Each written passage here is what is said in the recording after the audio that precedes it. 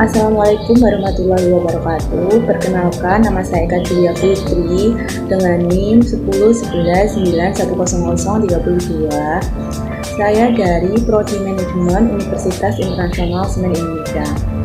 Nah, di kesempatan kali ini saya akan menjawab pertanyaan tentang soal UTS, yaitu tentang leadership atau kepemimpinan yang diampu oleh dosen, yaitu Bapak Gatot Kustayadi. Nah, pada soal kepemimpinan ini saya akan menjawab 7 pertanyaan, yaitu yang 3 soal adalah pilihan ganda dan yang 4 adalah isai.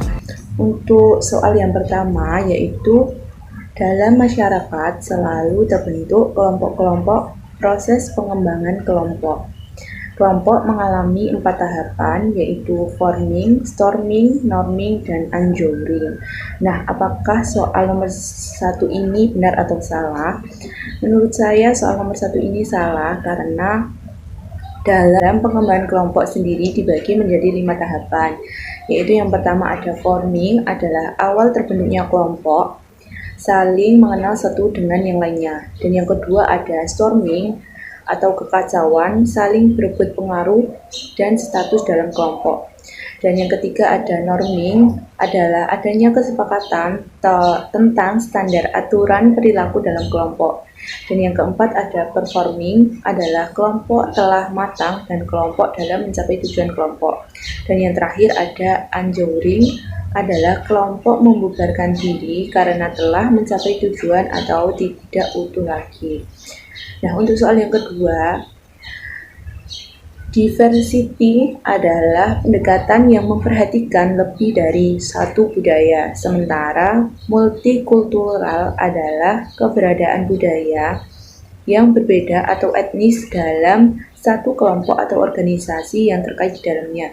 Nah, apakah soal nomor 2 ini adalah benar atau salah?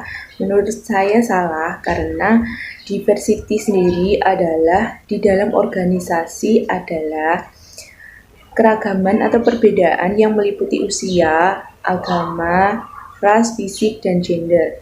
Nah, sedangkan multikultural sendiri dalam organisasi atau biasa diberi makna tidak hanya terdiri dari kekuatan kerja, tetapi juga terdiri dari sumber daya manusia dengan latar belakang yang berbeda. Bahkan orang-orang minoritas terintegrasi dengan sangat baik.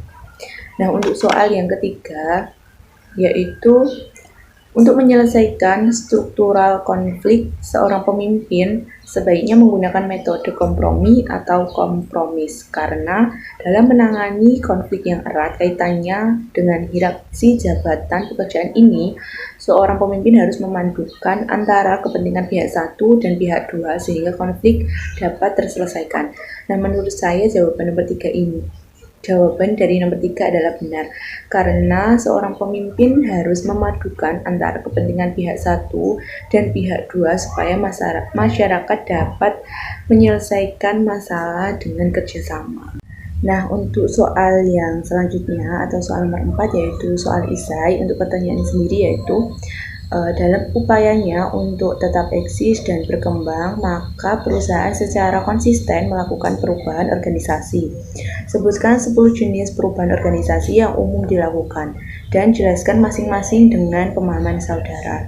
Nah, menurut saya 10 jenis perubahan organisasi yang umum dilakukan itu yang pertama ada misi dan strategi.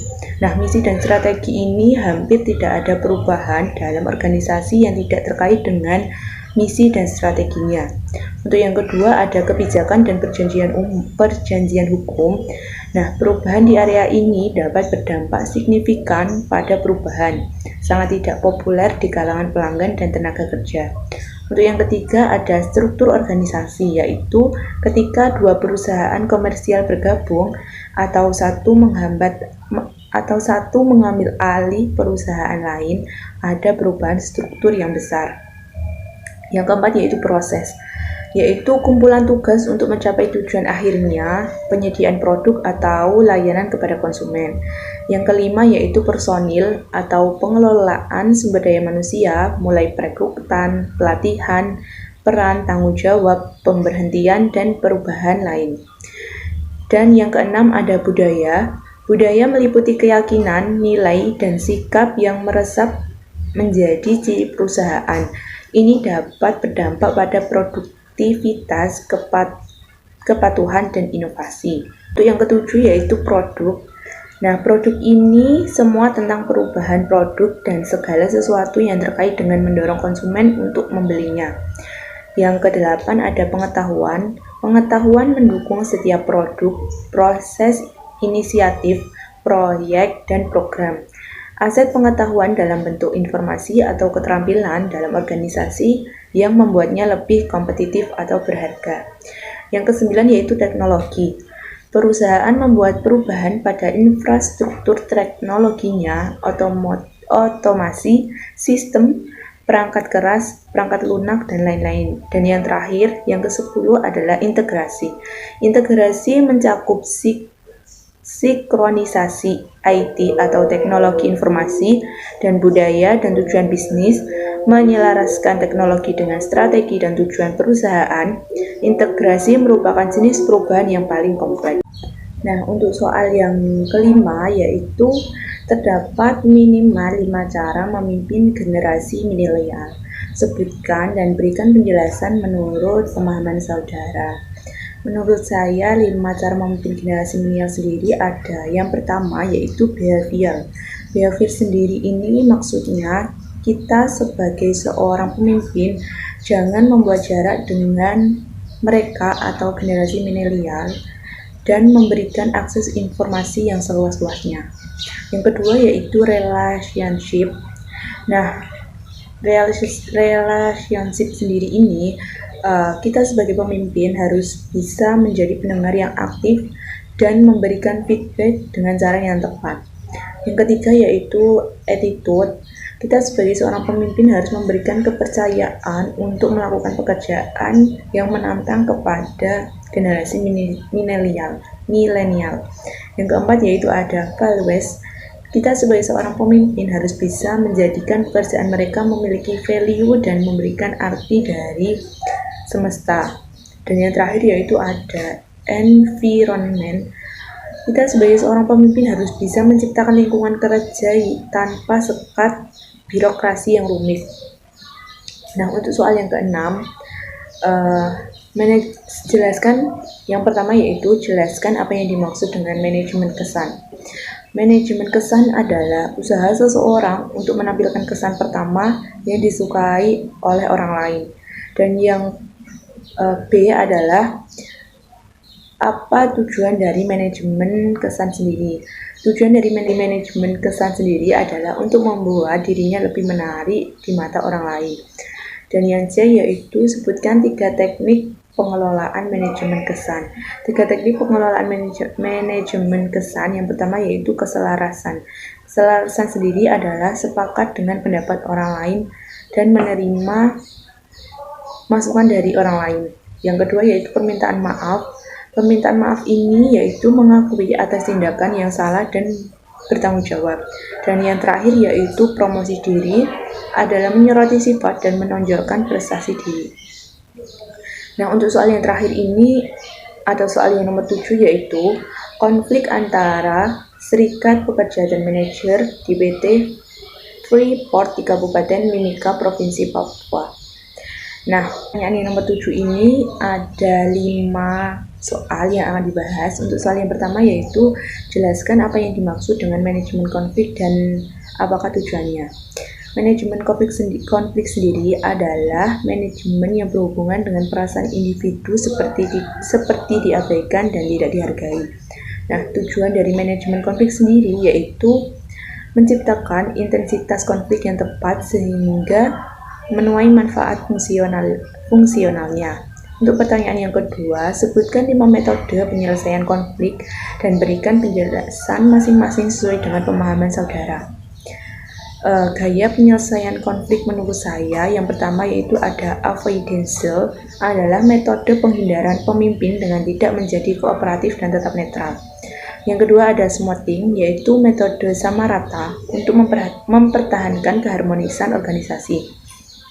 Yang ketiga ada competition, adalah metode kompetisi untuk menekan pihak lain dengan wewenang yang dimiliki. Yang keempat yaitu kompromis adalah metode kompromi, yaitu menyeimbangkan antara kepentingan pribadi dan orang lain. Dan yang terakhir yaitu problem solution, yaitu metode pemecahan masalah yang melibatkan pihak-pihak yang berkepentingan untuk mencari solusi yang semua pihak harus diuntungkan. Pertanyaan yang ketiga yaitu, dari kelima metode tersebut, metode yang mana yang paling tepat untuk menyelesaikan kasus di atas? Menurut saya, metode yang tepat untuk menyelesaikan masalah adalah metode kompromis dan problem solution. Pertanyaan yang keempat yaitu, jika saudara menjadi manajer yang bertugas untuk menyelesaikan kasus tersebut, jelaskan langkah-langkah apa saja yang akan saudara lakukan. Jika saya menjadi seorang manajer, langkah apa yang akan saya lakukan? Yang pertama yaitu memanggil pihak satu dan pihak yang kedua. Kemudian yang kedua, mendengarkan cerita dari pihak-pihak tersebut. Dan yang terakhir yaitu menggunakan metode kompromis dan problem solution. Dan untuk pertanyaan yang terakhir, apa pendapat saudara? Apakah kasus tersebut bisa diselesaikan cukup dengan bipartit atau harus diselesaikan dengan tripartit? Menurut pendapat saya, permasalahan tersebut harus diselesaikan dengan cara bipartit atau perundingan, dan juga dengan cara tripartit atau merundingkan kedua belah pihak yang melibatkan pihak ketiga. Karena untuk memecahkan sebuah masalah dengan cepat dan juga harus mencari solusi yang dimana semua pihak bisa diuntungkan. Sekian jawaban dari saya, kurang lebihnya saya mohon maaf. Assalamualaikum warahmatullahi wabarakatuh.